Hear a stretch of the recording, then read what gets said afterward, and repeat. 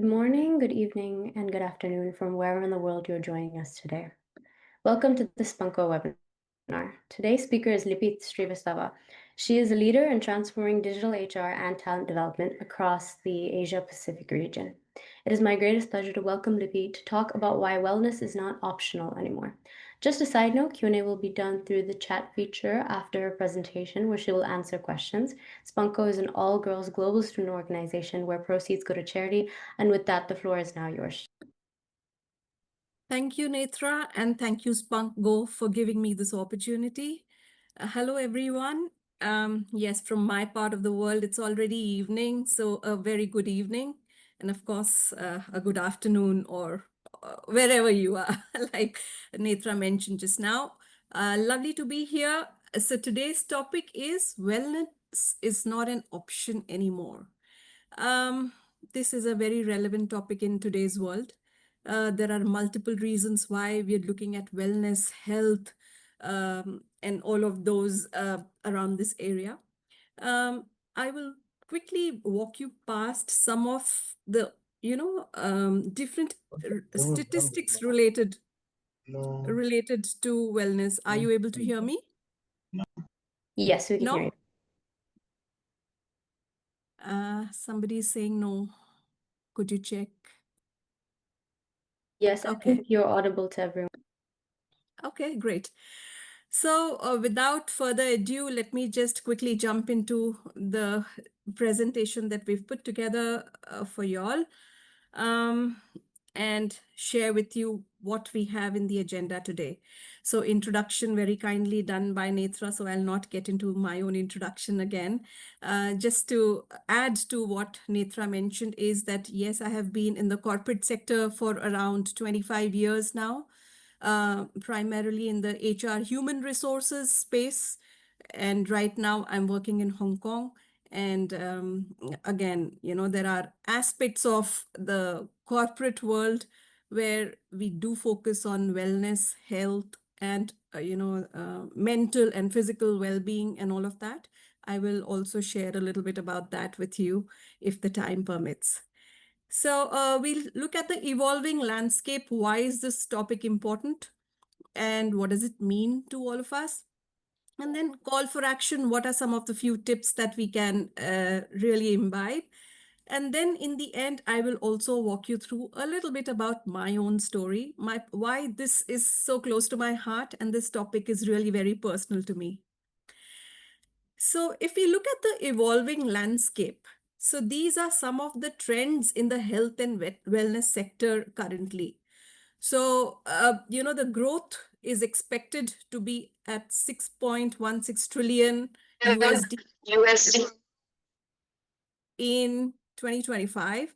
It's going to grow by a good 5.46% by 2034. So it's a huge market. There is an increase in the pace of modern life, and there is an information overload. So that's how this sector is also evolving. There is a rise in chronic diseases. So diseases like blood pressure or, heart diseases or cancer or the likes.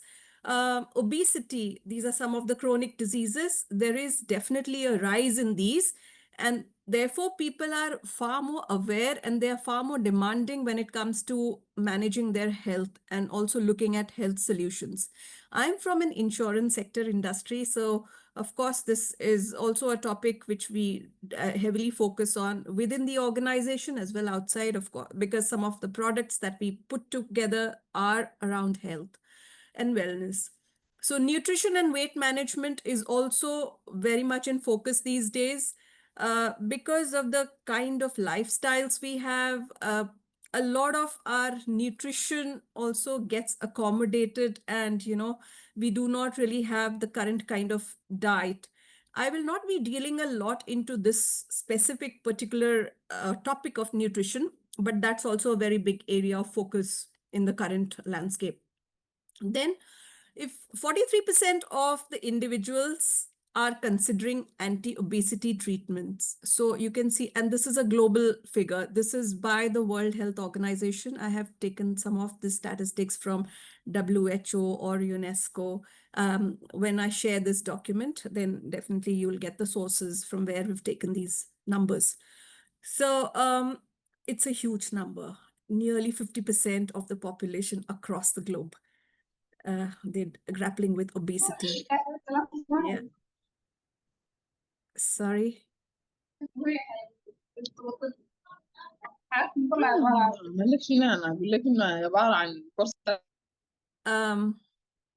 you have a question there? Nitra, I is it think all? we'll questions for the end, but just for And now, so there is some, I could hear some voices. That's why I was just wondering. Okay, yeah, we'll just no. move on then. Thanks. Okay, so when we look at the physical activity sector, this has really been boosted by wearable devices and fitness technology. You have the Fitbits, you have the smart watches, you have a whole host of apps which you can download on your phones. These are some of the tech related information, and also, wearable devices which support you in your wellness journey. So wellness tourism is an interesting aspect which has been evolving basically after post-COVID. Wellness tourism is expanding at the rate of 12.5%. What is wellness tourism? This is basically, these are the wellness retreats that people usually go to. It could be for mindfulness, it could be for your physical health, it could be for a detox. So that is on the rise as well. If we look at the mental health awareness, well, 1 in 4 people, they face mental health disorders. It's a significant number in the current context. The WHO recognizes burnout as the major workplace concern within the organizations across the globe. 63% of global consumers prioritize mental well-being, and most of the major issues here include stress management, and also they lie in inadequate sleep. So if you look at the wellness cycle, it has 4 different dimensions to it: the physical, the nutrition, the social element, and the mental. We will talk about this in a bit in the next few slides. So when we're talking about the physical impact, why should we not be ignoring this? Because it leads to chronic diseases, fatigue, poor sleep, like we said, burnout, depression, anxiety. These are some of the mental impacts. And then, of course, it costs the company money, and it costs the country, there's a loss of productivity. So there's an increased healthcare cost, which has a greater economic impact. Hence, wellness definitely is an area of focus. So there is this interesting quote: if you don't make time for your wellness, you will be forced to make time for your illness. And I can share my own personal example for this one in a bit, where I actually ignored, the signs that my body was showing, the burnout, the kind of stretch I was doing within the organization, and, just ignoring and going on with the deliverables that you have. However, at some point in time, the body just says you need to step back.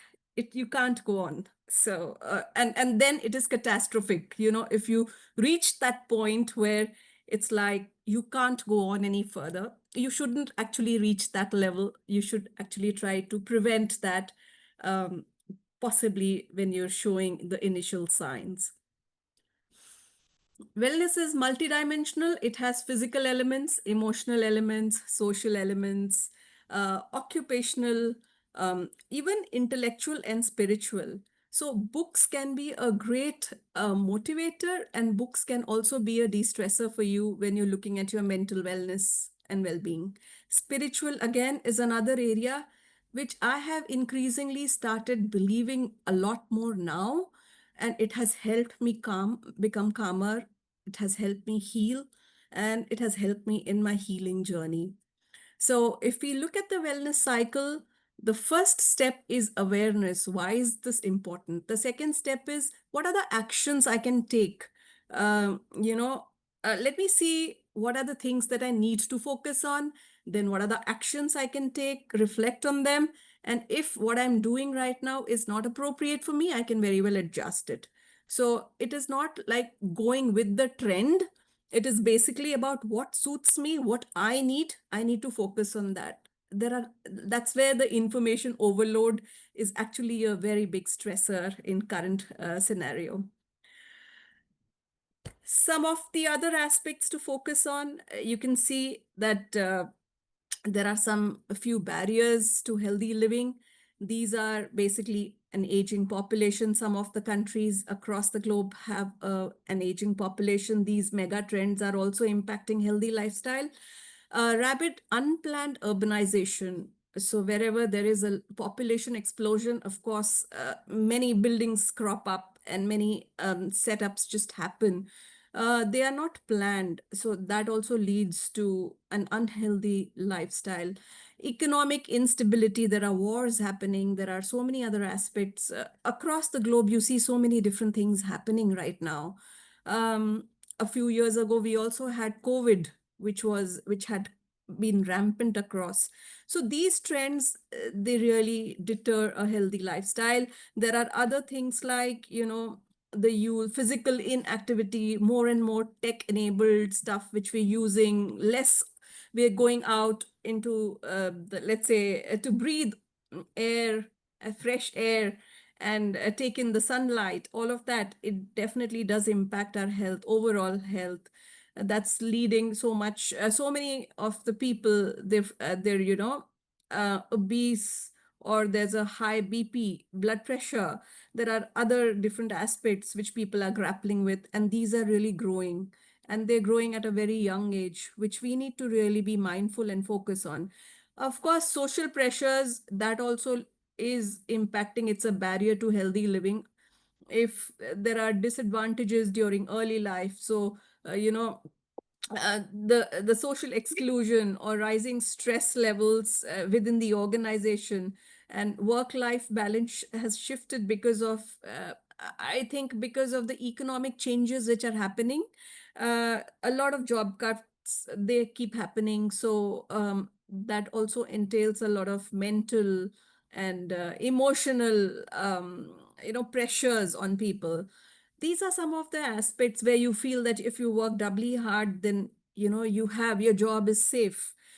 These are also right now leading to, these are some of the barriers to healthy living, where there is lack of sleep, you do not have a flexible work schedule, um, and a whole host of other things happen. But having said that, wellness is not just the responsibility of an individual.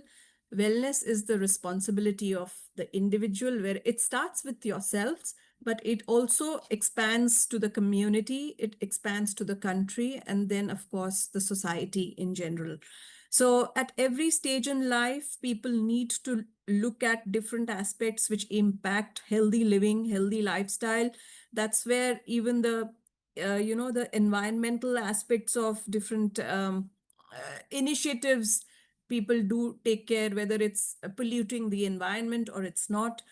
These are the bigger aspects and the bigger questions which are asked when it comes to the communities or the countries across the globe.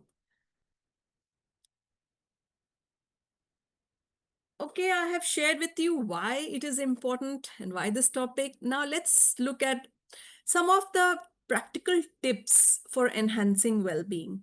So we spoke about burnout. So if you do not have set clear boundaries, it does create a lot of burnout. So define work hours. So in my case, I'm very clear, many times over the weekends, I do not take on any of the official messages or calls. That time is dedicated completely to myself and my family. Hence, after a point in time, people do understand that you are not accessible or available during that particular, if it's a weekend, and they would not take you for granted. So you will need to have some clear demarcated boundaries at some point in time. Create a dedicated workspace. If you're working from home, then do have a space which helps you focus. So, not everything is all. So, then what happens is you can finish a chunk of work in much faster than if you are all over the place and there is a lot of distraction. Prioritize tasks, have a to-do list. I always do that when I'm working. Every morning when I go to office, the first thing I do is take a post-it, just jot down what are the different things I need to do in that one particular day. And accordingly, just keep striking it off. There's an immense sense of satisfaction when you strike off something that you set out to do in the beginning of the day. That helps. At least mentally also, it helps that, okay, I've accomplished so much at the end of the day. Delegate where possible. Delegation, please do not hesitate to raise your hands and say, okay, I cannot do beyond this. I have so much on my plate. There will be others who will be able to step in. It is the current reality of the organizations.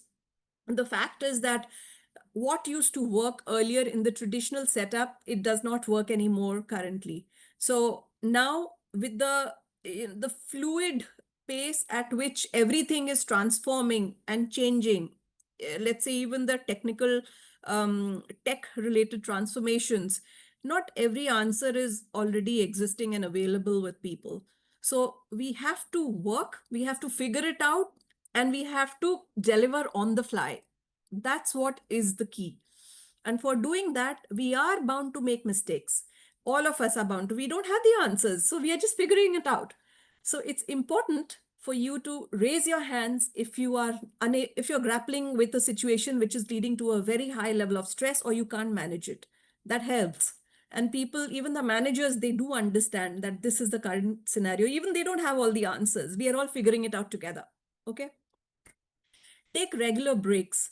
Short breaks, inappropriate short breaks throughout, incorporate short breaks throughout the day, I'm sorry, to rest and recharge. Well, if you are in back-to-back meetings, it definitely does impact. So if you have the flexibility to fix your own calendars, then please ensure that you do have some gaps in between different meetings that you have. Okay. Of course, you need the bio breaks, that's there. But beyond that, also, you need to stretch, you need to move your hands and legs. There are so many other things. A coffee break, it is important. Longer breaks also. So this also, I will revisit this point in a bit when I'm sharing about my own journey. You do need to ensure that you take longer breaks during the lunch rather than, doing multitasking and working while you're having your lunch, to step away from the work completely for some time. It's very important. Unplug after work. So disconnect. If you have emails, messages, it generally tends to stress us out. If you have emails which require us to respond to them, but honestly, no one is expecting you to come back with the response at 11 o'clock in the night or 12 o'clock in the night. It can wait for the next day. Even if it's a firefighting, it's something which is like extremely urgent, unless it's a life and death, that kind of a threatening situation, that's different. But otherwise, everything else can wait. So just be, you just make this conscious effort to just break away from it. And all these emails or messages or anything which is work related, which happens after work hours, it really adds to your stress levels. If you go slow on that, it will definitely also, it primes the others that, okay, we will be getting a response by tomorrow. And most of us are working in global organizations. So, when you're working across different time zones, you are not expected to respond immediately. So, for example, I'm working in a company which is a European company. So, and we're based in Hong Kong. So now, if there are certain questions they are asking, so it's a 12 hours or 6 hours difference, for instance. So when we're already done with our day, let's say by 7, it would be barely, afternoon for them. So if it's like a 9 o'clock for me, it would be like 2 or 3 o'clock for them in the afternoon. If it's a 9 p.m. for me, it's a 3 p.m. for them. So they are free, and they're working. So they would be writing and asking questions, but I'm not bound to respond to them at 9 o'clock at night. I need to have my rest. So that's the way the current, I would say, the organizational context also is working. Unless you are restricted to your own country, that's a little different. However, if it's a global scenario and you're working across the globe, your clients are in different places, definitely they would know that the response would come after X number of hours. So you do not need to be stressed out to just respond immediately when you get that message. I used to do that at some point in time, at night, if I used to wake up to have my glass of water or I'm feeling thirsty, I used to look at my messages, and then there would be a whole host of, questions there. And I used to get really stressed. Then I stopped. I just switched off my phone. And at night, you're supposed to sleep and not check messages like that. So yeah, please. So it's a personal experience there. Practice self-care, exercise regularly, physical activity is very important. Sleep well, you need to have a minimum of 7 hours of sleep, if not 7, at least 6 hours, try to have that. Manage stress through meditation and mindfulness. See, managing through meditation, not all of us meditate, but if you have a passion or an interest or a hobby which is outside of work, I would strongly encourage you to just focus on that. And, that is also a kind of meditation, and it helps you manage your stress levels. I have taken to painting. Painting is my go-to when I feel stressed, or, even when it is the whole day's work after a very stressful day. What is it that I look forward to in the evening? If I keep thinking about what's happening throughout the day, then that stress never ends. So I just shut off once I'm outside of the workspace, and then I focus on what is the next thing that I'm going to paint today, or what is the next venture in my art that I'm going to look into. That helps me de-stress. And when I come home, even if I'm not drawing anything, just doing a few brush strokes, it helps. I also play the guitar and the keyboards. So sometimes during the weekends, or even after work, it does help. I'm just basically a self-taught musician and a self-taught painter. So all of these things do help when it you know when you talk about managing stress and dealing with them. So do engage in some hobbies and interests outside of work. It's very important. Communicate effectively. Like I said, you have to raise your hands if you are not able to manage the workload. If you need some flexibility, these days, many organizations are quite flexible in terms of when they can allow you to work and when they will not allow you to work. There is a specific time where everyone needs to be there. But apart from that, there can be flexibilities. So if your organization is one of them, my organization provides us two days work from home, and 3 days we need to be at the workspace. So that helps.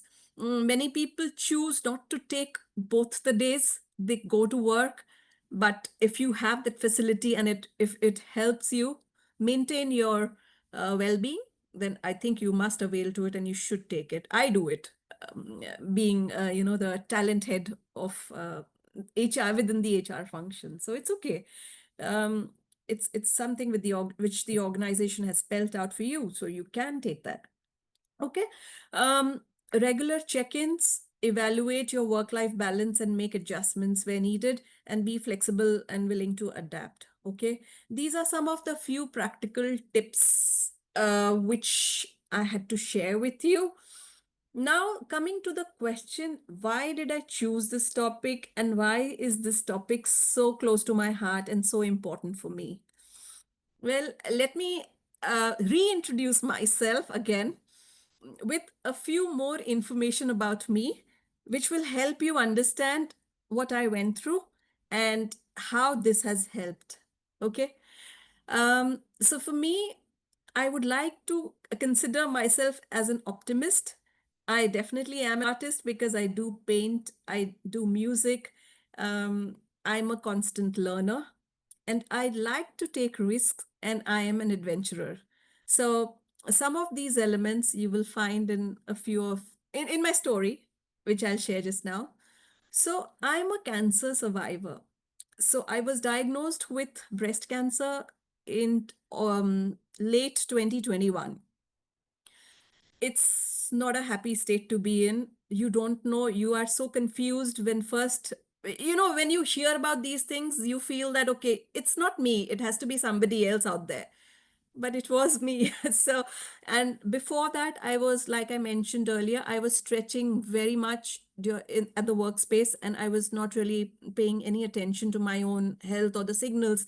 I used to get constant backaches, I used to get headaches, I used to get so many other things.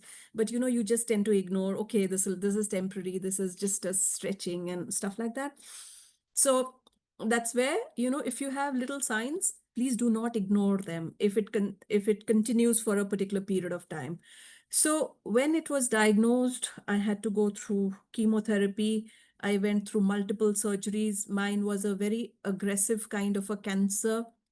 So the doctor said that my oncologist, she said that I need, as a preventive mechanism, I also need to remove my ovaries, uterus, fallopian tubes, because again, the cancer would reoccur if I didn't do that. So I didn't want to go through chemotherapy again. So I went through that as well. This is actually a very significant 7 to 8 hours surgery. And this I did after having done 7 rounds of chemotherapy and then having done 2 rounds of surgeries. This was the third one. So, and then as a side effect, you will know that there are various side effects when you go through chemotherapy, when a cancer patient goes through it. Your immunity system goes for a toss. You are low in terms of your hemoglobin. There's a lot of nausea, hair loss, fatigue, mouth sores. I could hardly eat. It affects your nervous system. What happens is there's numbness in the fingertips, and there's mental fog. You can hardly remember anything. Bones weaken and it pains. There's drastic pain there. Headaches, blurred vision, all of that. I had all of these different side effects, which I have put out here. So when I had those blurred vision, again, it's 1 in a million who are impacted with this kind of side effect of chemo. It impacts your eyes, and both my eyes were actually degenerating, and I developed chemo cataract, as an outcome of chemotherapy. I'm not that old to be developing cataract, but I did. So that then both my eyes were also operated for cataract later on. So all of this happened in a span of 2 years. And while I was going through my surgery and chemotherapy, of course, I had to take a break. But after that, I went back to work. But then, when the intensity of work increases and if you're not able to cope, then you need to take a step back and think, is this the right stuff that I'm doing? Is this the right one, or do I need to look at something else? So for me, then when I could not cope, when I went back, people, after a month or 2 months, they forget that you've gone through so much and you're back. So once you're back, you're back. I mean, it's like you're 100% is what people feel, that you're really healthy. So then I couldn't deal with that kind of a pressure and the stress which was along with that, because of all of these side effects. These side effects are actually long term. They do not disappear within 5 6 months. So I took a 6 months gap between my job, the previous one and this one, just to heal. And then I went back. I have come back to the corporate, and I've been working for the past 3 years. So you can see the impact of cancer is not just physical, it has a great psychological impact. And even your social life goes for a toss. Of course, when my immunity system is compromised, I would not like to meet with people, right? Because I'm low on immunity, I will I contract many infections. And that was the time when COVID was also at its peak. So definitely not much of a social connect. I got my treatment done here in Hong Kong because of the travel restrictions. So there were a lot of things we were grappling with by our own selves without any other help or support. It was just my family around me, and that's about it. So how did I cope during that time, and how have I now? If you look at me, I mean, that's a question I'll ask you. I don't think I look like a patient who has just come out of a of an illness, because I myself feel very strong, healthy, energetic, so all of that.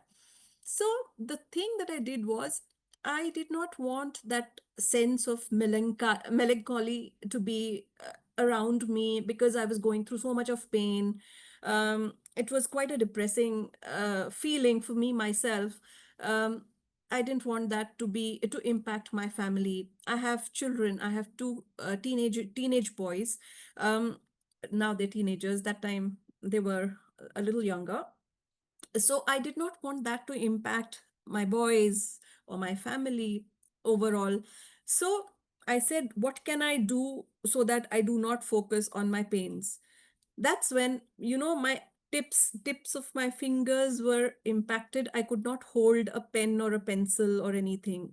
My hands used to shake. But somehow, I had these planters. These were like upside recycled bottles where I had just put plants. They were like money plants with in a bottle, and they were just empty bottles. I just thought, why can't I paint them? And that's when I generally started just trying out painting. So acrylic paint on these bottles, you can see many of these. Once I started doing that during those days, it was very exciting. Why? Because I would focus only on the task at hand, and I would not focus on my own internal aches and pains. It was there. The bones used to pain immensely, but I would choose to focus on this and not that. Then the second thing is, every morning when you wake up, when I used to wake up, I used to feel, okay, what is it that I will paint today? I had a motivation, I had something to look forward to, an aim and objective for that particular day. And that helped me. Then I would start hunting for designs or thinking about what I would do.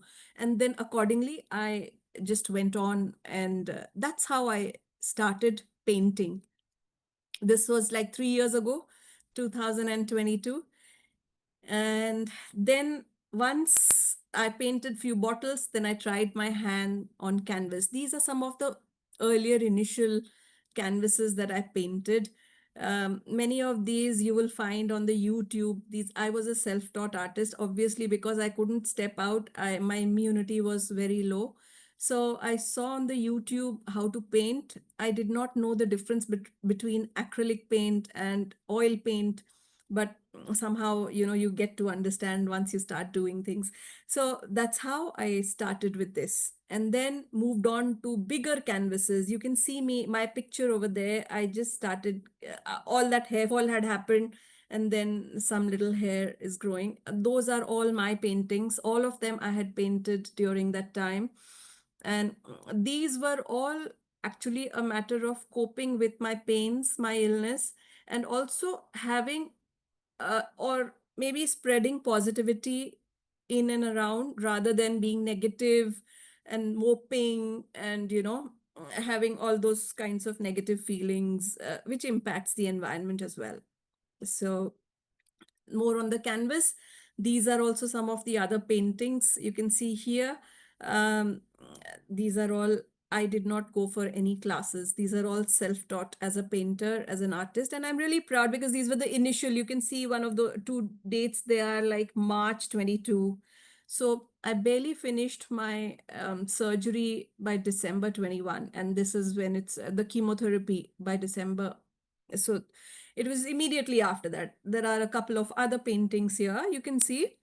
Um, so I kept doing that.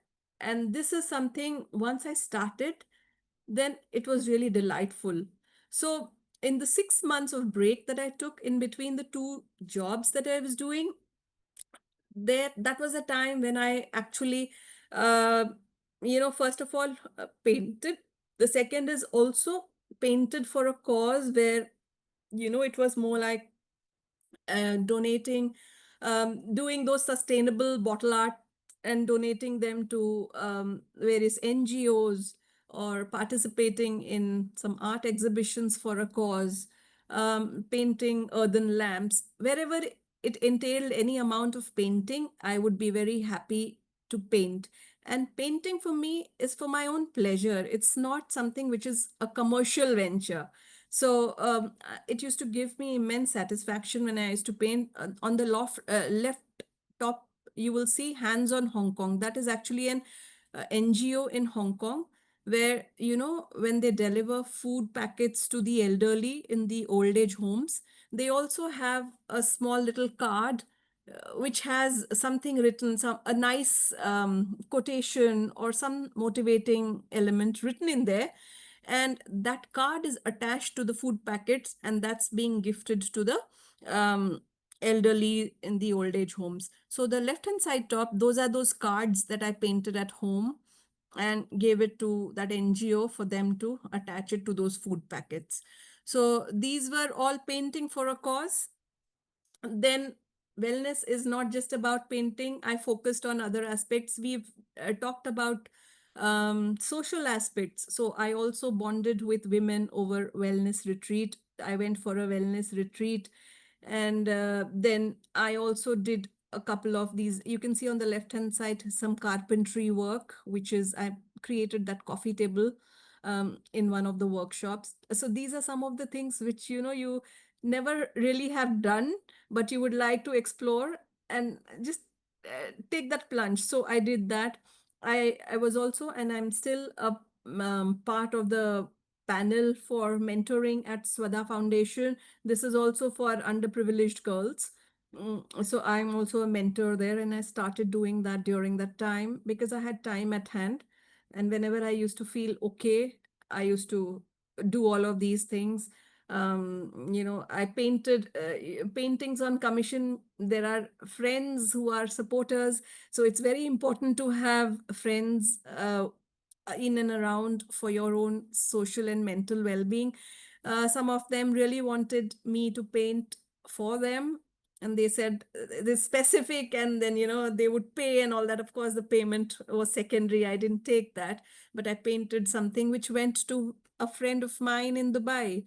So the important part here is that it's not about painting. It's more about somebody having that faith and trust in you to say, okay, you paint for me and I'm going to pay you for that.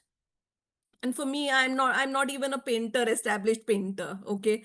So that actually does a lot to you psychologically. And I'm eternally grateful to that friend of mine. And that was a very tough time for me. So these little things helped me cope through my illness. Of course, reading is another one. And then because I also was shortlisted, like I said, I play the keyboards. If time permits, maybe I can show my video with it. This has a link to that video. It's a clipping.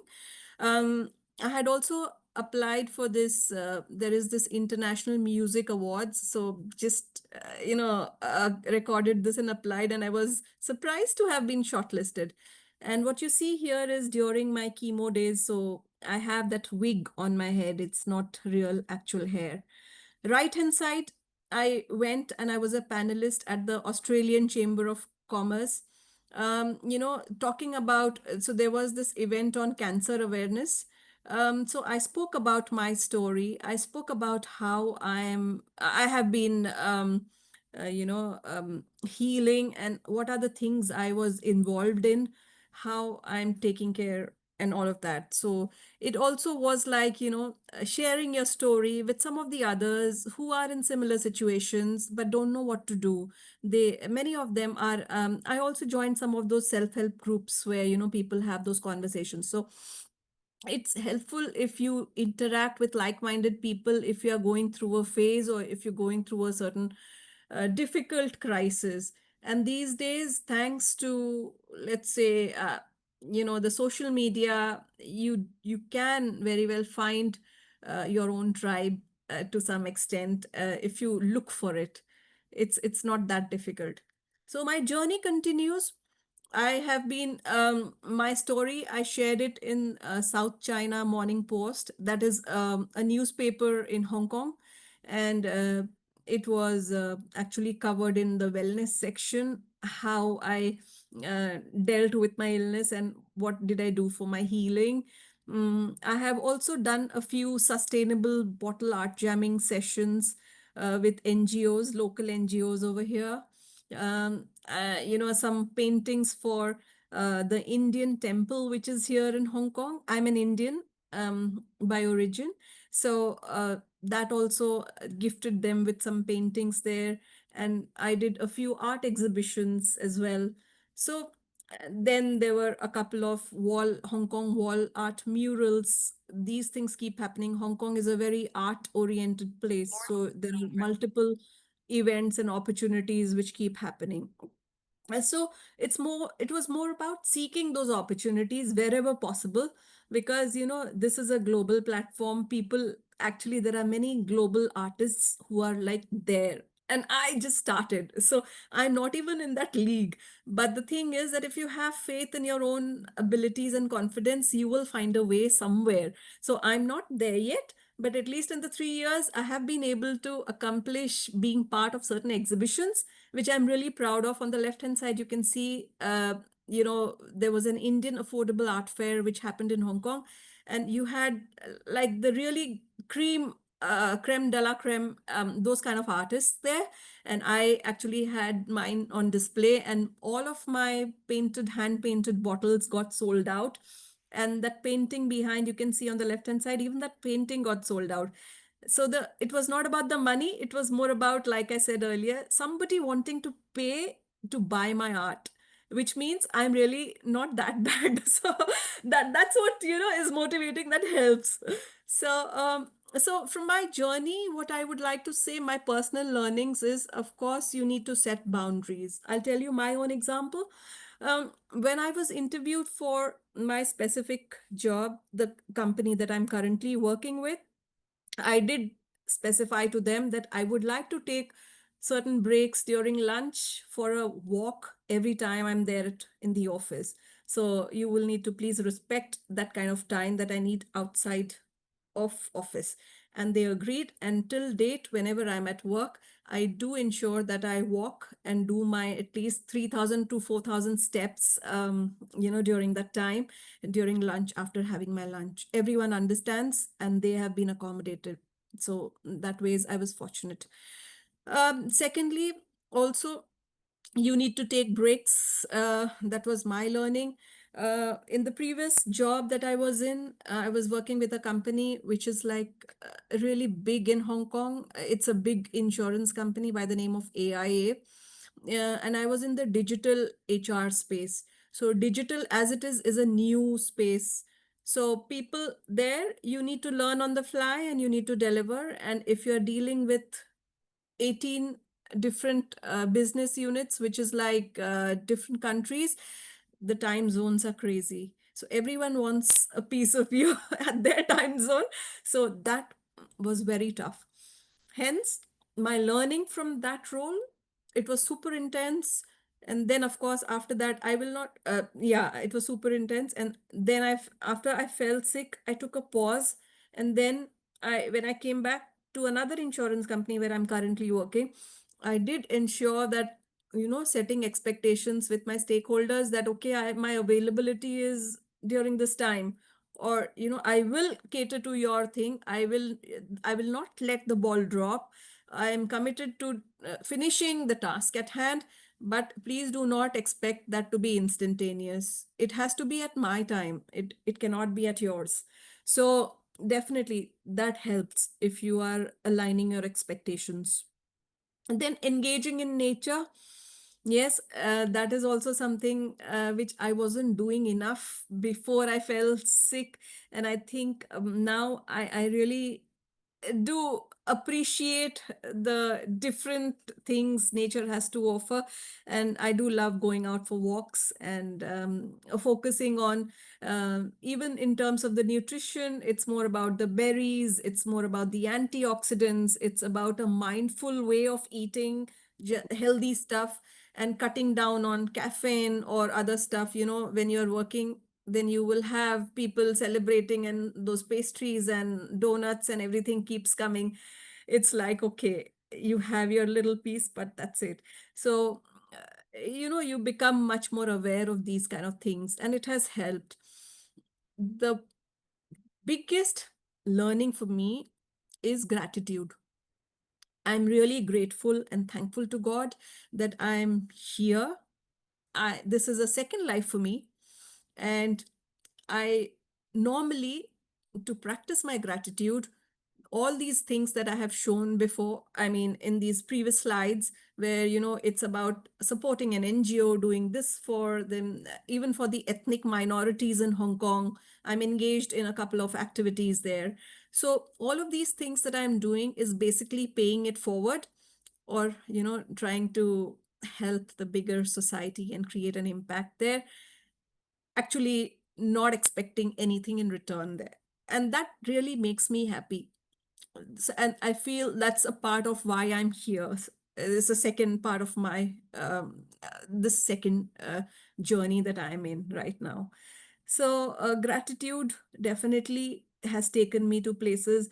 Then what happens is, then you tend to focus on the present. That's what I have started doing. I only focus on the present and how I can keep myself motivated, I can keep myself happy. If there's something I want to say to somebody which is in the positive, I will not wait for any other moment. It's now. If there's something I want to do for somebody, just go ahead and do it. Um, it's now.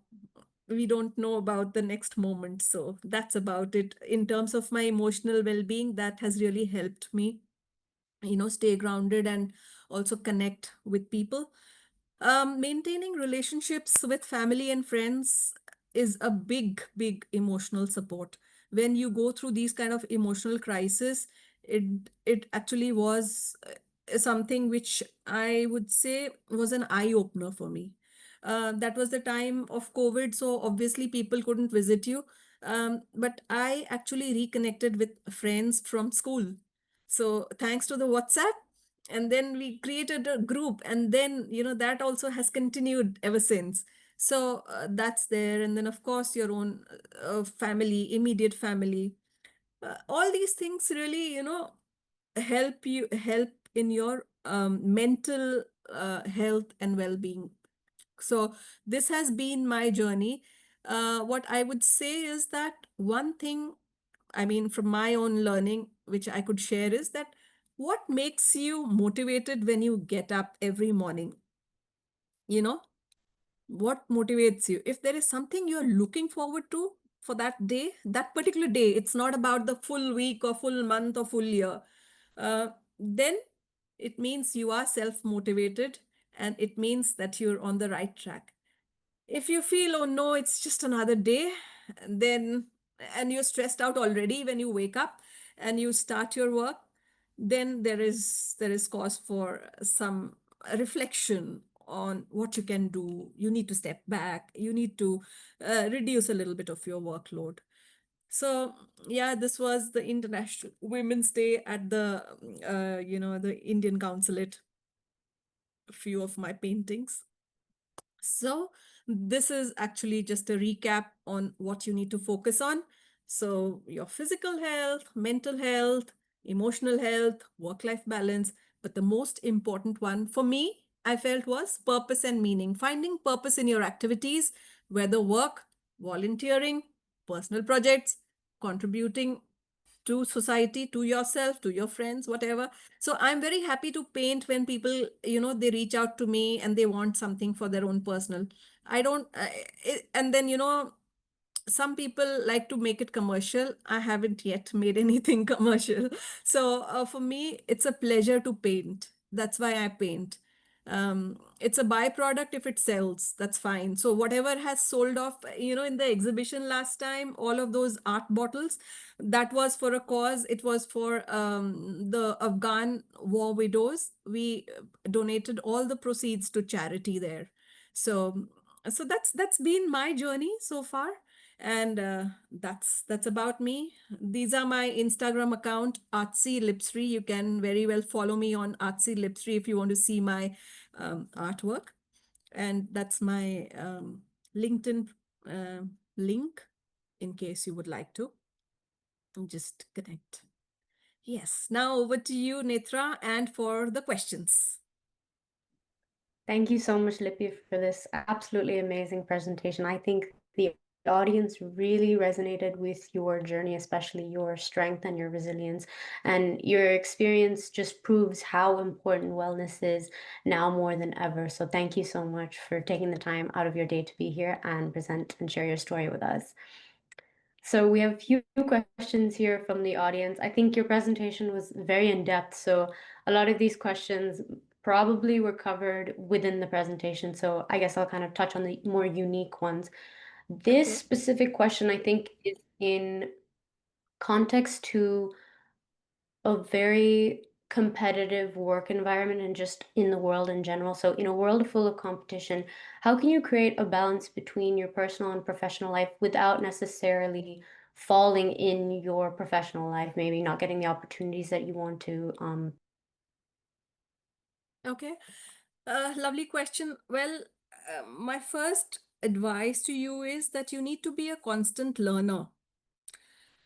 Just be open to learning, seek opportunities, but that does not mean that you need to stretch yourself beyond your current. You have to do a balancing act between what is there and what you can take on. Again, the way to assess the situation is you look at those which have a high impact and low effort. If there's something which has a less effort and it is going to create a bigger impact, I think that's the one you should prioritize or you should focus more on, and the others can take a back seat. So, and with AI, Gen AI, the co-pilot, all of these tech-related things coming on board, it has become immensely easy to manage a lot of those, the regular stuff that we do. Even a presentation, preparing a presentation can be done through a co-pilot, help of a co-pilot. Yeah, that'll help you save time.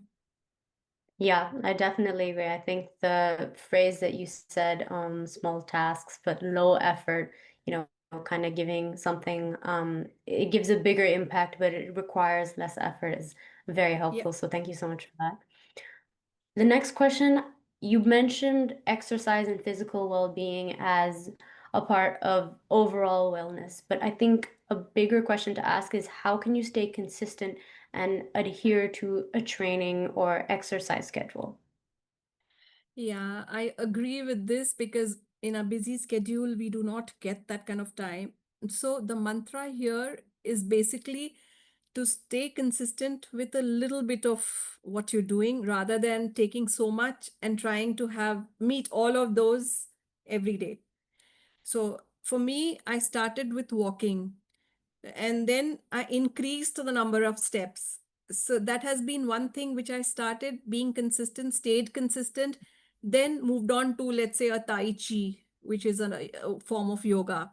So take one step at a time and do small. Starting small would help you be more consistent with your approach. I hope this answers, clarifies. Yeah, I think that was a great answer. Starting small just because it's very overwhelming to, just go right ahead and stick to that schedule. So I think, yeah, great advice to just start small, and I think it builds up over time. Mhm. So, Absolutely. yeah. So I'd say the last question here is related to boundaries. You spoke a lot about setting boundaries. So can a lack of well-being due to unhealthy social environments be like people who don't support your goals? And in terms of setting boundaries, how would you go about?